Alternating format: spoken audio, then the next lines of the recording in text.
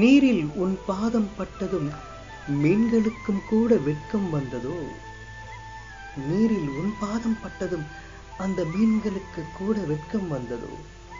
நாணத்தால் தலை குனிந்து வெட்கத்துடன் இப்படி விலகிச் செய்கிறதே, இப்படி விலகிச் செல்கிறது. பூசூடிய உன் கூந்தலை பார்த்ததும் அந்த பூச்செடிகளும் புன்னகை செய்கிறது. அந்த பூஞ்செடிகளும் புன்னகை செய்கிறது. நீ வந்து அமர்ந்ததும் அந்த பாறைகளுக்கும் உன்மேல் பாசம் வந்து பிறந்து விட்டதோ? உன் கைவிரல் பட்டதும் இந்த கானகத்து கற்களுக்கும் உன்மேல் காதல் வந்து உன்னில் அடங்கியதோ? இப்படி அமைதி கொண்டதே என்னவனே? இப்போது புரிகிறது காரணம் என்னவென்று. கன்னியர்கள் காளையர்கள் மட்டுமல்ல, கன்னியர்கள் காளையர்கள். அந்த